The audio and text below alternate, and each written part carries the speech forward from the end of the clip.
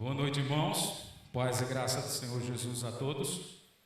Glória ao nome do nosso Deus pela oportunidade de estarmos aqui na presença do Senhor nessa noite de hoje, para juntos podermos ouvir, meditar na palavra do nosso soberano e eterno Deus, no dia do Senhor, dia preparado para nós, para dedicarmos a nossa adoração, o nosso louvor ao nosso Deus e Senhor Jesus Cristo. Cumprimento também aqueles que nos assistem por meio das redes sociais, por meio da internet.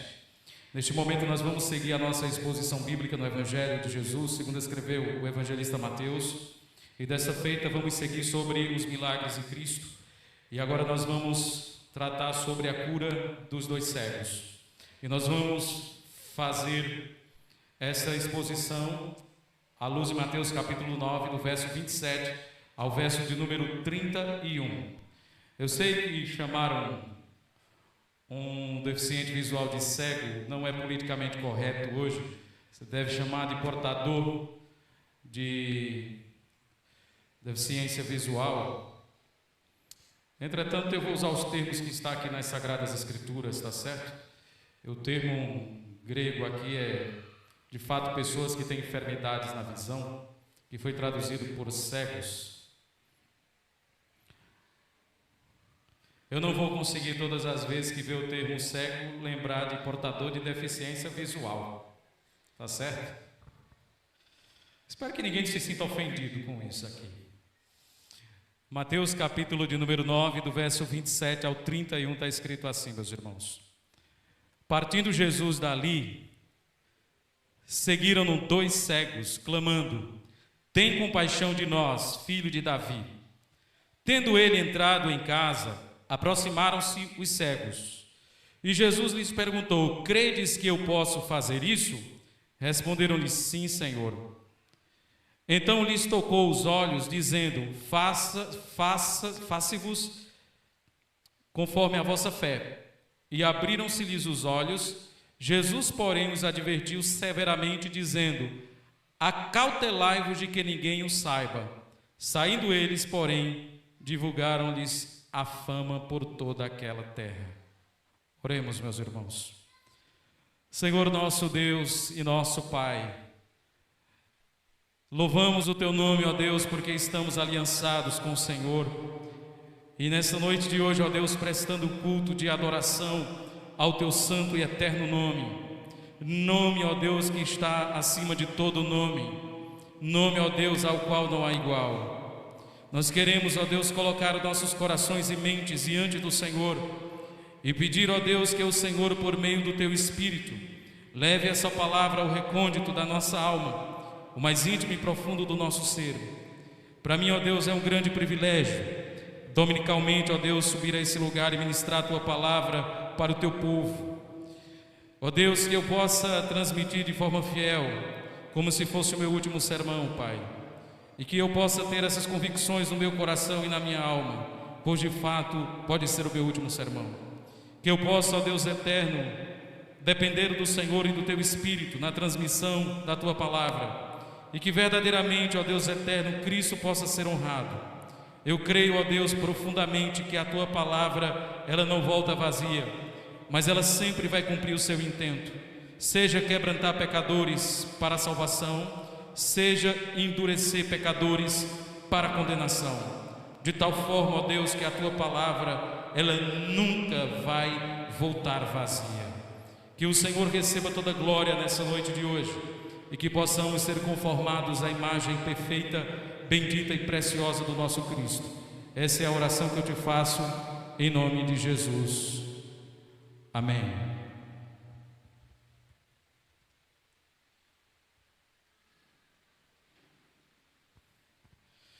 Meus queridos irmãos, quando nós entramos dentro do seminário para estudar teologia de forma formal, e nós vamos estudar os evangelhos, nós adentramos naquilo que nós chamamos de problemas sinóticos. Um problema sinótico é quando há uma narração de um fato por um evangelista que parece entrar em uma aparente contradição com outro relato de outro evangelista. nós temos vários problemas de natureza sinótica nos evangelhos. E essa passagem bíblica aqui de Mateus, capítulo 9, do 27 ao 31, aqui nós temos mais um problema sinótico.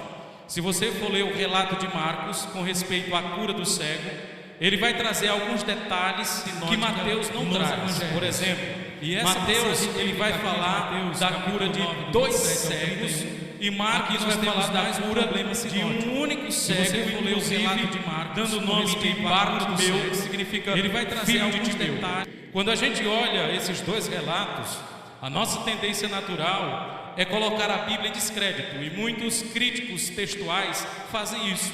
Se a Bíblia fosse verdadeira,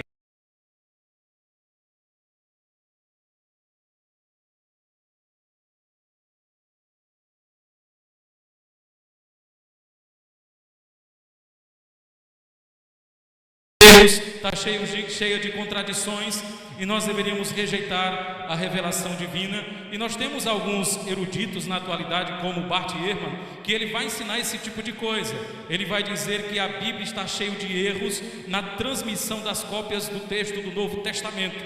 Inclusive essas discrepâncias que nós encontramos na Bíblia prova que a Bíblia não é verdadeira. Mas irmãos, eu olho por outro lado. Como eu creio na autoridade, na suficiência e na inerrância das Sagradas Escrituras, eu posso dizer para os irmãos que de fato a Bíblia ela não contém erros, a Bíblia não contém nenhum tipo de falhas, e embora haja pequenas discrepâncias na narração do mesmo evento, isso não prova que a Bíblia ela não é veraz, pelo contrário, isso prova que de fato ela é genuína. Nós podemos olhar para o texto e encontrar genuinidade na palavra de Deus.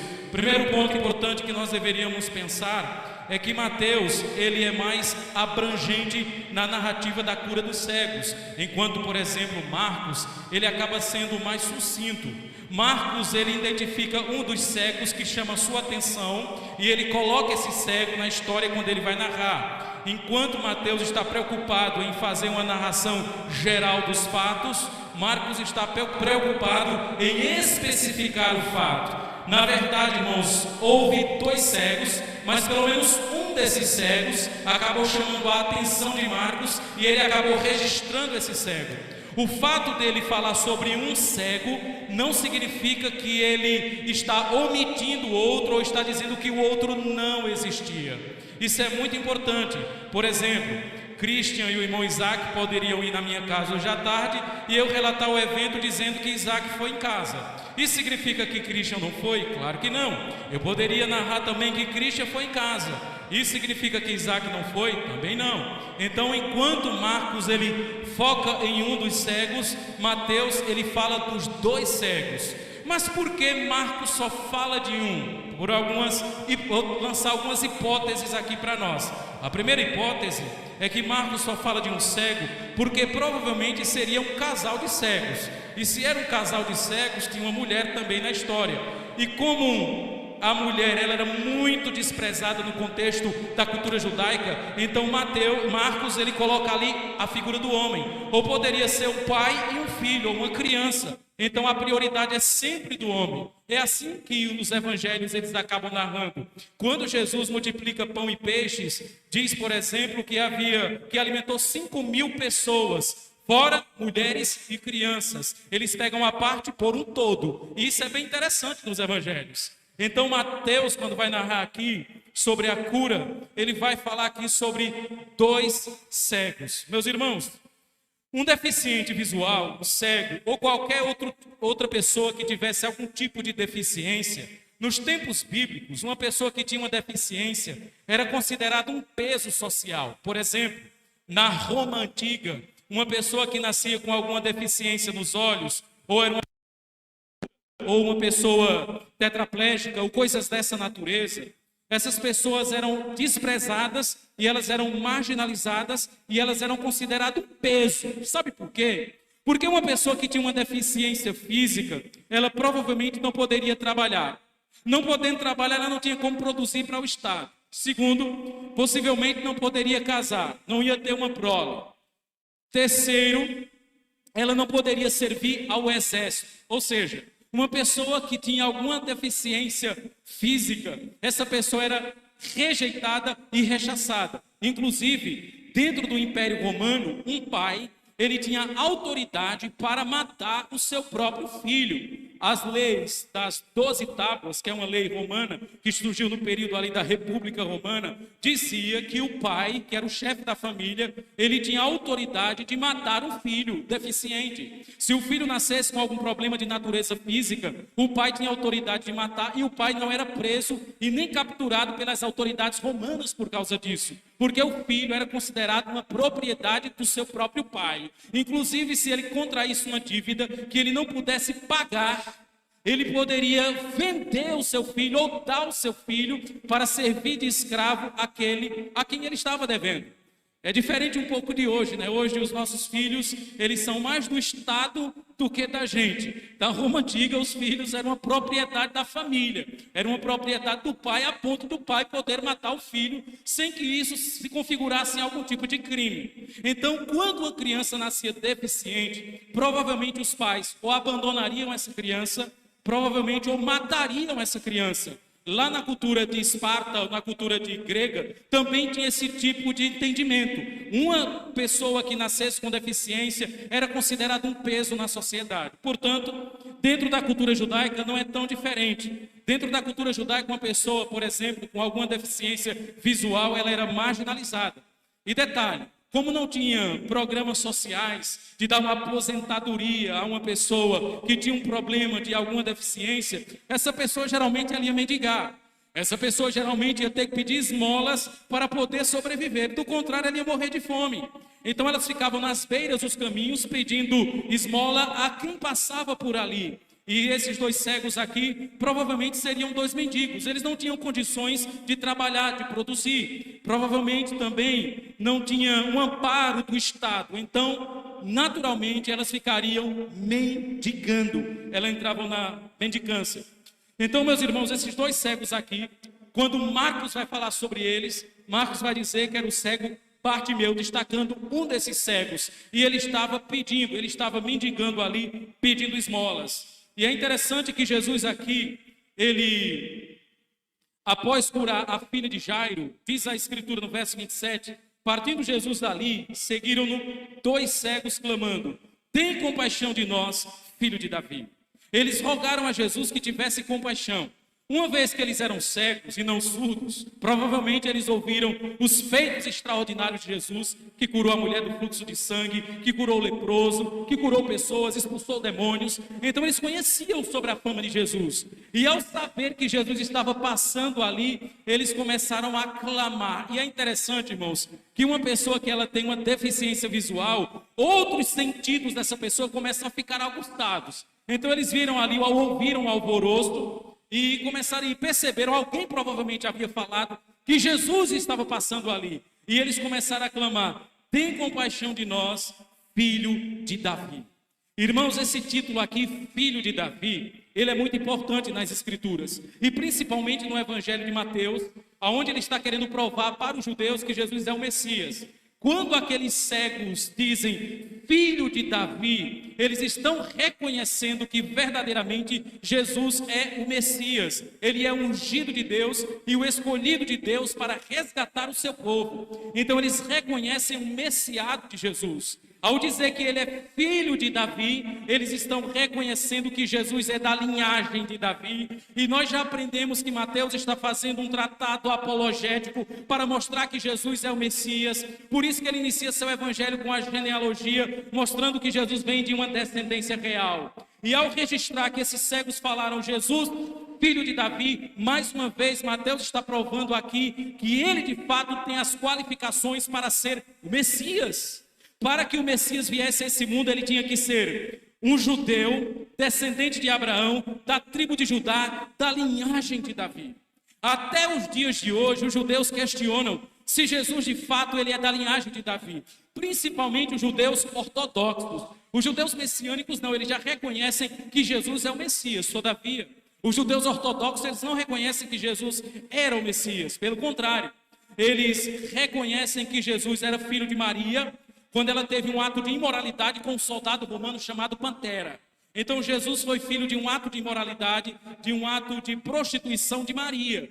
Então eles não reconhecem que Jesus era da linhagem de Judá. E é interessante que os judeus ortodoxos, eles também criticam que Maria não era da tribo de Judá. Maria seria da tribo de Levi. Só que é interessante que a tradição cristã, ela vai dizer que Maria era filha de Ana e de Joaquim. Joaquim era da tribo de Judá e Ana era da tribo de Levi. Não era muito comum a pessoa casar com alguém de outra tribo, mas quando isso acontecia, a mulher pertencia à tribo do homem. Isso é muito importante. A mulher pertencia à tribo do homem. Então, uma vez que a mãe de Maria, que era Ana, era da tribo de Levi, e ela casou com Joaquim, da tribo de Judá, Ana agora pertencia à tribo de Judá. Então, Maria é filha de Joaquim e Ana. Então, Maria é de que linhagem? Judá. Isso é muito importante. Justamente porque os ataques hoje dos judeus ortodoxos é para descaracterizar Jesus como Messias. Portanto, Jesus ele tem a qualificação para ser de fato o filho de Davi, porque Maria vem dessa descendência da tribo de Judá. Haja vista, o nascimento de Jesus foi um nascimento miraculoso, virginal. E o que significa isso? Que não houve a participação do homem. Entretanto, Jesus, legalmente, ele era filho adotivo de José, que também era da tribo de Judá. Ou seja, Jesus, ele atende os requisitos para, de fato, ser o Messias. Ele é da tribo de Judá, da linhagem de Davi. Quando o imperador romano dá um decreto, o imperador Tibério César, para que os cidadãos judeus que estavam em Roma voltassem para a sua cidade de origem para fazer uma espécie de recenseamento, José vai com Maria para onde? Para Belém. Então Jesus, ele é da descendência de Davi. E nós temos vários indícios nas Sagradas Escrituras que comprovam que Jesus é da descendência de Davi. Portanto, esses dois cegos aqui, quando eles dizem que Jesus é da descendência de Davi, ou é filho de Davi, eles estão reconhecendo que Jesus é o Messias. Ele tem as credenciais e as qualificações para ser o Salvador. E eles rogam a Jesus, tem compaixão de nós. Marcos, quando vai narrar o mesmo evento, ele diz que o cego, ele olha para o cego e diz, o que tu queres que eu te faça? Irmãos, é interessante, quando um cego clama por compaixão, o que é que ele está querendo? Um cão-guia? Ele está querendo a cura. Jesus faz para ele uma pergunta, o que tu queres que eu te faça? O cego poderia dizer, me dá um cão-guia. Não, ele está querendo a cura dele. Mas Jesus faz esse tipo de pergunta que parece óbvia. E nas Escrituras nós encontramos várias passagens em que o Senhor faz perguntas óbvias. Quando Jesus diz, o que tu queres que eu te faça? Jesus sabia que ele queria ser curado. Então, quando ele olha para aqueles cegos ali, diz as Escrituras, tendo ele entrado em casa, aproximaram-se os cegos. E Jesus lhes perguntou, credes que eu posso fazer isso? Ou seja, vocês creem que eu posso curar vocês? Vocês creem que eu posso dar visão a vocês? Provavelmente esses cegos aqui eram cegos de nascença. E se isso é verdade, eles nunca viram nenhuma paisagem, eles nunca viram nenhum pôr do sol, nunca viram a lua, as estrelas e nem a beleza da criação divina. Se eles nasceram cegos, eles nunca contemplaram a beleza da criação. Podia sentir gosto de comida, podia sentir cheiro das flores, mas eles nunca contemplaram com seus olhos a paisagem, a natureza e as coisas criadas. Quando Jesus diz para eles, você crê que eu posso fazer isso? Vocês creem que eu tenho poder de curar vocês? De fazer esse milagre? Veja o que a Escritura diz. Respondeu-lhes, sim, Senhor. Os cegos criam no poder de Cristo para dar visão para eles. Irmãos, esse não é o primeiro caso em que Jesus cura uma pessoa cega. Houve outros momentos que Jesus também efetuou curas. Chegou, por exemplo, certa feita um cego diante de Cristo. E a Escritura diz que Jesus cuspiu no chão, fez um pouco de lama, passou nos olhos do cego e disse, vai lavar no tanque. Irmão, Jesus faz algumas coisas que na nossa cabeça é loucura, né? Ele cospe no chão, faz lama, passa no olho. Ele poderia curar fazendo assim, está curado. Mas ele passa lama e diz, vai lavar no tanque. Ele lavou no tanque e voltou. E aí? Eu vejo os homens como árvores que andam. E de repente Jesus diz, abre-te, e ele começa a ver, e ele começa a enxergar. Meus irmãos, a Escritura também vai dizer no verso 29, então lhes tocou os olhos, dizendo, façam-vos conforme a vossa fé. Ou seja, feito conforme a fé de vocês. Então, quando Jesus toca naqueles olhos, eles se abrem. Meus irmãos, talvez para nós aqui, que nascemos enxergando, isso seja uma coisa banal. Mas uma pessoa que é cega é um feito extraordinário. Qual é melhor? Ser cego dos dois olhos ou ter pelo menos um olho para ver? Ter pelo menos um olho para ver. Então esses homens aqui, eles nunca viram o pôr do sol, eles nunca contemplaram a beleza da criação, eles viviam em trevas. Já imaginou o que é você acordar de manhã e à noite continuar? O escuro continuar, as trevas continuarem, a escuridão continuar. Meus irmãos, a vida de uma pessoa que é cega deve ser uma das coisas mais terríveis que existe. A pessoa não pode contemplar nada, ela não pode ver nada, não pode ver a beleza, não pode contemplar a criação. E detalhe, e se morar em uma casa que a mulher gosta de trocar os móveis sempre, vai bater a cara sempre em algum armário ou estante.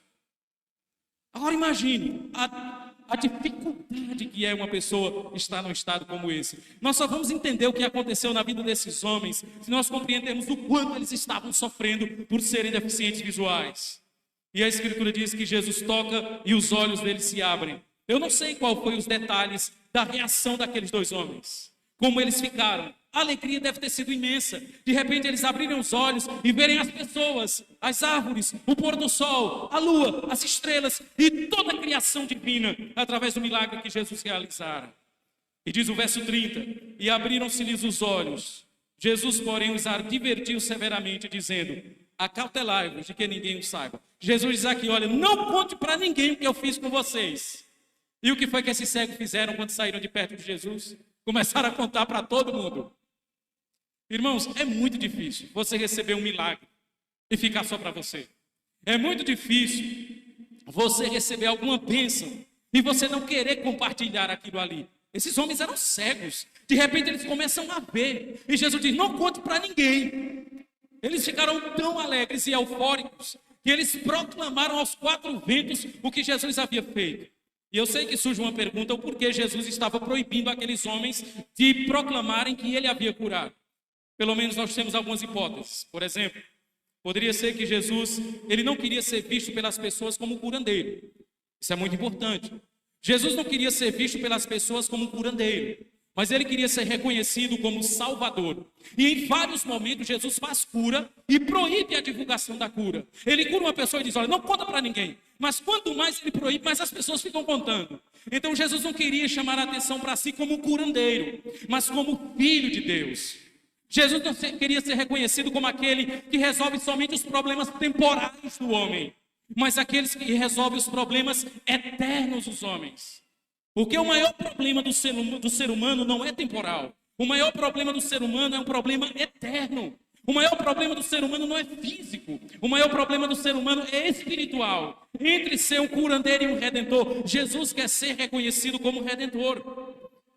Outra possibilidade que talvez seja plausível também é que quando Jesus proíbe aqueles cegos de divulgarem um milagre, é porque Jesus não queria que as pessoas se apegassem aos milagres que ele fazia, mas sim à sua pessoa.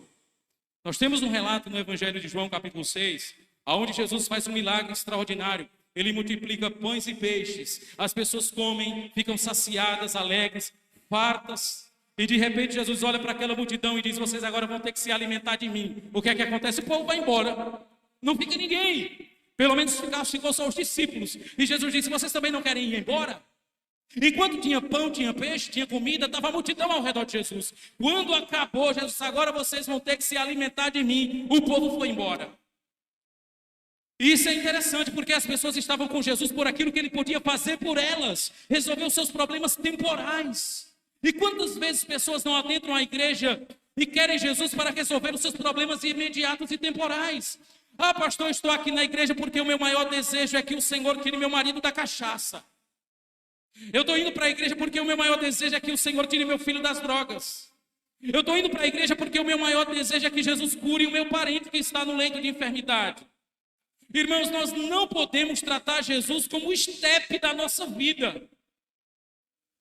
Ou seja, só ir até Ele quando nós estamos precisando.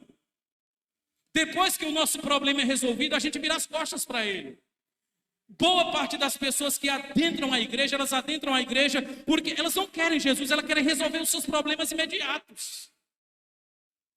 Eu canso de receber pessoas na igreja e às vezes no fim do culto alguma pessoa vem conversar: ô pastor, eu vim hoje para a igreja porque me convidaram, eu perdi um parente meu, eu estou sofrendo, estou num estado meio que deprimido, eu estou com um parente meu que está no hospital. Aquela pessoa, ela não quer Jesus, ela quer resolver esses problemas. E é bem provável que se o parente for curado, o filho sair das drogas, o marido abandonar o álcool, essas pessoas não querem saber de Jesus. Elas querem aquilo que Jesus pode fazer por elas. Então, quando Jesus proíbe, é porque Jesus não quer chamar a atenção para o feito que ele havia realizado, mas para ele mesmo. O nosso relacionamento com Cristo não pode ser um relacionamento utilitarista. Como eu falei hoje pela manhã, um relacionamento consumista. Jesus não é o estepe da nossa vida. Jesus não é a nossa válvula de escape. Jesus é tudo que nós temos. E eu queria que nessa noite de hoje você entendesse isso. Jesus não é o estepe nem o escape da nossa vida. Jesus é tudo que nós temos. O nosso maior problema não é temporal nem físico. O nosso maior problema é eterno e nós precisamos entender isso. Jesus pode curar um parente seu e ele ir para o inferno. Ele pode tirar um filho seu das drogas pela graça comum dele e ele ir para o inferno. E eu não estou dizendo com isso, irmãos, que Jesus não tem prazer em abençoar a vida do seu povo. Ele tem prazer, mas na maioria das vezes o nosso relacionamento com Cristo é um relacionamento de barganha e de troca, tratando Cristo como o estepe da nossa vida. E nós não deveríamos fazer isso. Quando Jesus multiplica pães e peixes, a multidão está lá ao seu redor. Quando isso acaba, eles começam a ir embora. E Jesus, que não era popstar, e nesses pregadores populares, ele olha para os discípulos e diz: vocês também não querem ir embora, não? Então, meus irmãos, olha o que diz o verso 31. Saindo eles, porém, divulgaram-lhes a fama por toda aquela terra. Irmãos, Jesus é o único que faz milagre e não quer que ninguém propague. Diferente dos apóstolos hoje, né? Nós encontramos aí os pseudos milagres aí nas igrejas neopentecostais e eles propagam aí nas televisões, nas redes sociais. A camisa de fulano curou não sei quem, a toalha lá vendida, a rosa ungida. Eles estão propagando tudo. Enquanto Jesus se escondia daquilo que ele fazia, esses pseudo-apóstolos querem aparecer. Jesus está na contramão de tudo isso aqui. Jesus não estava em busca de fama, de popularidade. Ele não queria ser reconhecido como um rei político, mas sim como Salvador. É tanto, meus irmãos, que Jesus não buscava popularidade, que os maiores sermões de Cristo foram pregados para uma única pessoa. Jesus separou os seus sermões para pregar para uma única pessoa. É bem verdade que Jesus pregou para multidões, mas ele gastou muito tempo com Nicodemos, com a mulher samaritana, foi para a casa de Zaqueu. Jesus não estava em busca de popularidade, Jesus não era um popstar.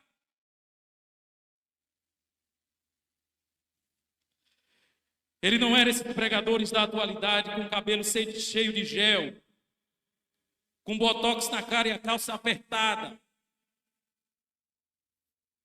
na frente de uma tela ou na frente de uma câmera. Jesus não queria chamar a atenção para os seus feitos, para os seus milagres. Por isso que ele queria o anonimato.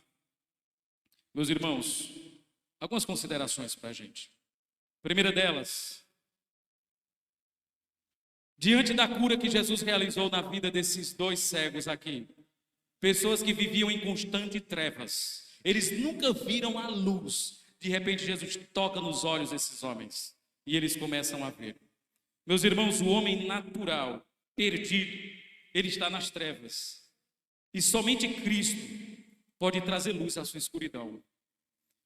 Irmãos, nós também um dia éramos cegos.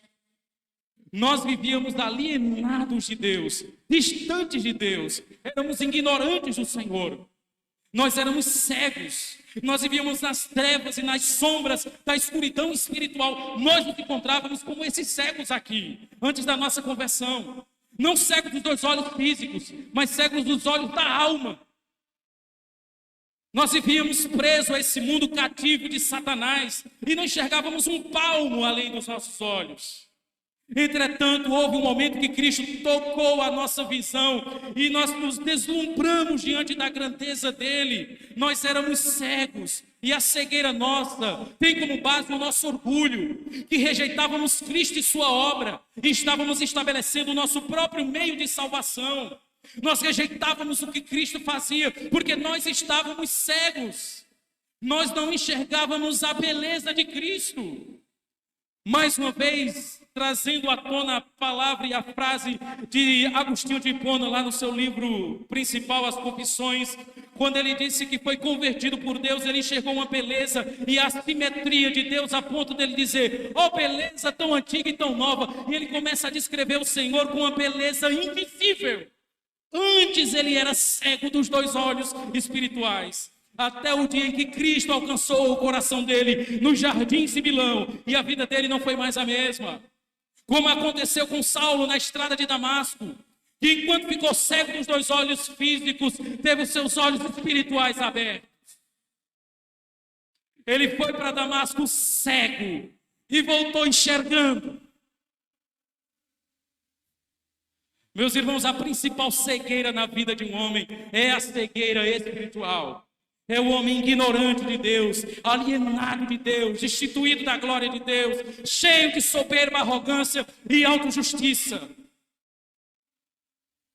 Deus precisa tirar as escamas dos nossos olhos, para que a gente possa verdadeiramente enxergar a grandeza, a beleza, a imensidão da grandeza desse Deus. Esses dois cegos aqui, meus irmãos, provavelmente não tiveram somente os seus dois olhos físicos abertos, eles também tiveram os seus olhos espirituais abertos, porque eles reconheceram o Messiado de Jesus, que Jesus era o ungido de Deus enviado.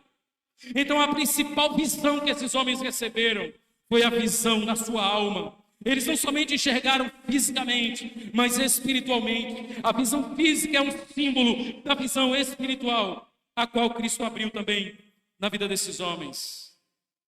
Segunda conclusão, meus irmãos, uma vez que nós não podemos curar a nossa própria cegueira espiritual, podemos clamar por compaixão e misericórdia àquele que pode fazer isso.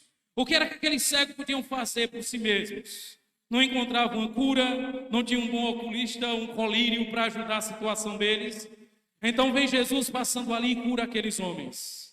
Da mesma forma, irmãos, uma pessoa que é cega espiritual, ela não pode fazer nada por si. Ela não pode se auto-tirar das trevas, da ignorância, das sombras onde elas se encontram. O homem sem Cristo está entregue à negridão das trevas e das sombras. As Escrituras vai dizer que ele é escravo do mundo, da carne, do diabo. Ele vive sobre o pavor da morte e o império das trevas. É isso que as Escrituras deixam claro para nós. Entretanto, meus irmãos, nós não temos condições de abrir os nossos olhos espirituais por nós mesmos. Nós não temos essa força, essa capacidade. Só Cristo pode fazer isso.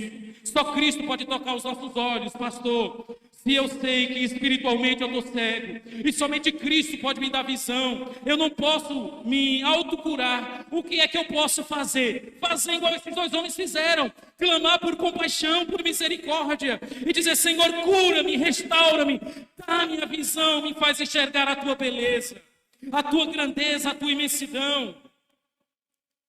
Clame a Cristo por misericórdia. A salvação nunca é o pecador dando uma chance para Cristo, mas é Cristo dando uma chance para o pecador. A salvação nunca é Cristo, nunca é o pecador por livre iniciativa indo até Cristo, mas Cristo por livre vontade indo até o pecador. Se você não pode se autocurar, você pode clamar a Ele: Senhor, tem compaixão de mim. Senhor, me salva. Senhor, me cura. Restaura a minha vida. Salva o meu coração. Abre os meus olhos espirituais e me dá a vida eterna. E quando isso acontecer, você vai enxergar a grandeza e a beleza do nosso Deus.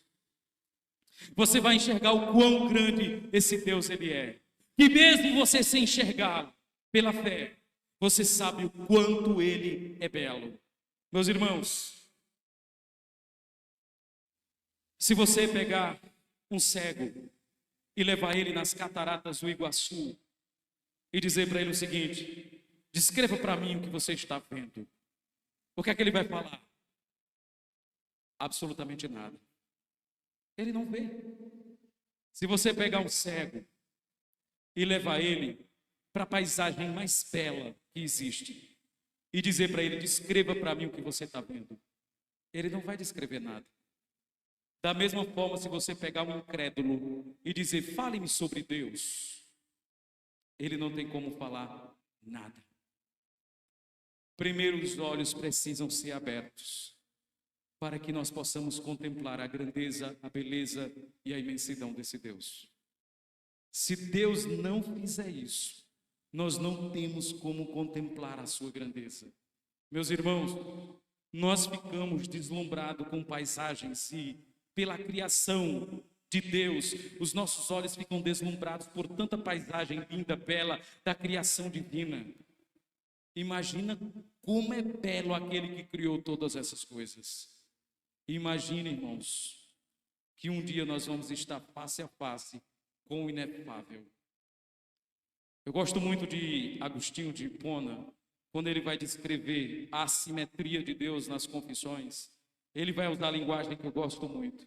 E ele vai dizer, quando ele vai tentar descrever a beleza de Deus, ele diz que encontrou aquele que é mais forte do que a força, mais sábio do que a sabedoria, mais belo do que a beleza, mais inteligente do que a inteligência, mais poderoso do que o poder.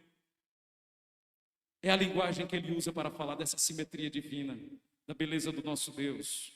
E por fim, meus irmãos, quando Jesus ele toca o homem, a vida desse homem nunca mais é a mesma. Todo aquele que Jesus tocou, a vida não é mais a mesma. A vida desses cegos aqui não foi mais a mesma. Talvez você pode estar aqui dentro nessa noite de hoje, enxergando tudo com seus olhos físicos e carnais, mas você é um cego. E a pior cegueira não é aquela que lhe impede de ver a criação. A pior cegueira é aquela que lhe impede de ver o Criador. Mais uma vez. A pior cegueira não é aquela que impede você de ver a beleza da criação. A pior cegueira é aquela que impede você de enxergar o Criador. Ser cego dos dois olhos é ruim, mas o pior é ser cego da alma. Uma pessoa cega da alma é uma pessoa que não enxerga o Senhor, nem os feitos de Jesus Cristo. E talvez você pode estar pensando, pastor, tem muito incrédulo, cego da alma. Não, tem um monte de religioso cego da alma dentro da igreja também. Que eles acham que enxergam, mas eles ainda estão na escuridão. É que eles tomaram um banho de loja da religiosidade evangélica e eles acham que estão vendo, mas eles estão tão envoltos em trevas como estava o apóstolo Paulo antes da sua conversão. Não ache que a cegueira física é a pior tragédia na vida de um homem. A pior cegueira na vida de um homem é sempre a cegueira espiritual. E o que o homem precisa é de um toque de Jesus Cristo na sua vida. A vida dele nunca mais vai ser a mesma. Irmãos, lembra do dia que Cristo tocou sua vida? Eu lembro do dia em que Cristo me fez em pedaços. Há um pouco mais de 10 anos atrás. Eu lembro o dia em que Cristo tocou o meu coração, a minha alma. Meus irmãos, a minha vida não foi mais a mesma. Deixa eu dizer uma coisa para você. Eu consigo hoje olhar para a minha vida e me ver sem muitas coisas. Eu consigo olhar para a minha vida e consigo me imaginar sem saúde, que é uma coisa muito ruim. Consigo olhar para a minha vida e me imaginar sem o ministério pastoral, sem muitas coisas da vida que eu gosto.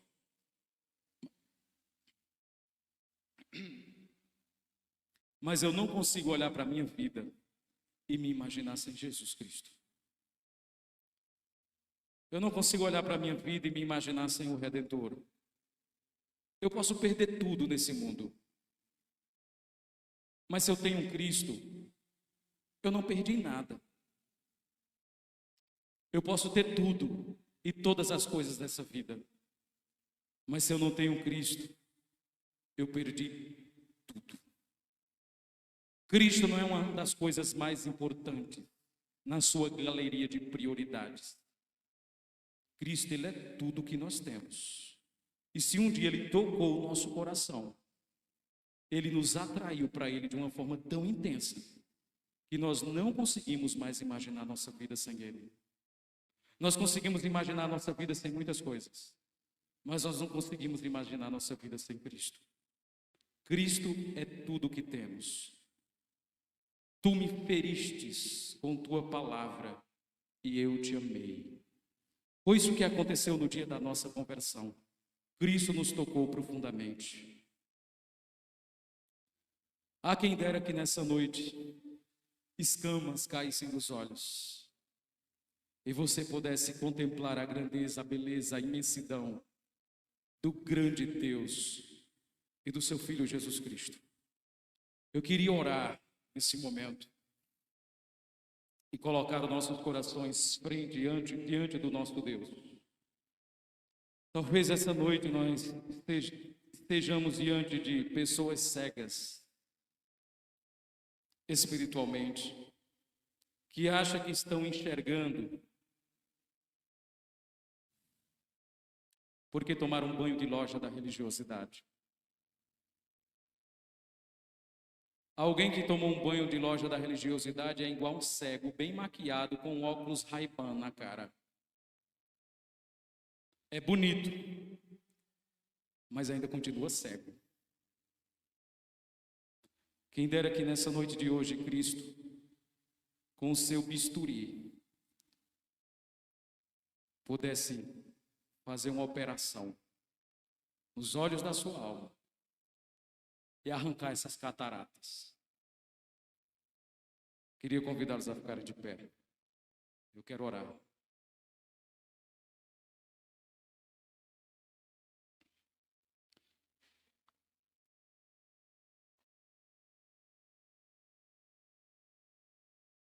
Irmãos, eu iniciei essa pregação falando sobre os deficientes visuais, os cegos, que eram marginalizados e era considerado um peso para o Estado. Muitas crianças que eram cegas ou tinham alguma deficiência, elas eram abandonadas. E sabe quem criou comunidades e lugares para acolher essas crianças, essas pessoas? Os cristãos. Os cristãos eram aqueles que se importavam com os deficientes que eram abandonados em cestos, nas esquinas, nas praças do Fórum Romano. Quem pegava aquelas crianças eram os cristãos. Eles sempre fizeram isso ao longo da história da igreja, da história do cristianismo.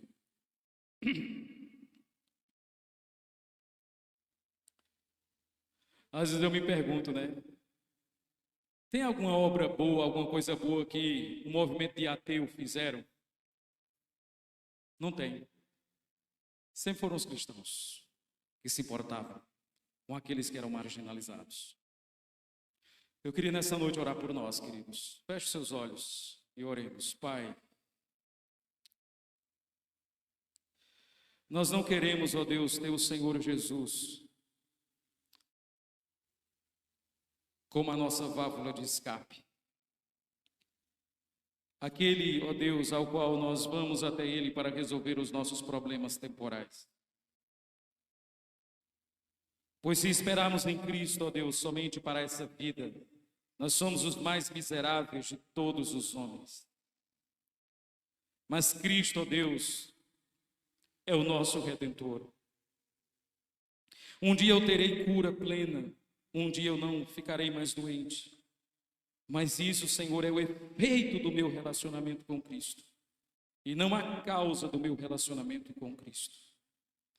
Eu oro a Deus nessa noite de hoje por pessoas que estão aqui no nosso meio e que ainda estão cegas, Senhor. Acham que enxergam, Senhor, mas ainda continuam na negridão das trevas espirituais, nas sombras do pecado. E o que eu te peço, ó Deus, é que nesse momento o Senhor possa abrir esses olhos, Pai. Ó Deus, quem dera teu Espírito nesse momento visitasse esses corações e arrancasse as escamas dos olhos espirituais, e essas pessoas pudessem enxergar tua grandeza, pudessem enxergar a obra perfeita de Cristo consumada na cruz do Calvário. Quem dera, ó Deus, que essas pessoas tivessem os olhos da sua alma abertos, Senhor, pelo Senhor Jesus Cristo. Ó Deus, só tu podes tocar, ó Deus, o homem perdido. E quando o Senhor toca o homem perdido, ele não somente encontra o caminho, mas ele encontra o Senhor, Pai. Ó Deus, que nessa noite de hoje o Senhor possa dar vista a cegos que estejam no nosso meio. Que o Senhor, ó Deus, possa nos despojar da nossa autojustiça, inclusive, ó Deus, da nossa religiosidade, e que verdadeiramente possamos, ó Deus, enxergar o nosso Senhor Jesus, contemplar a sua grandeza.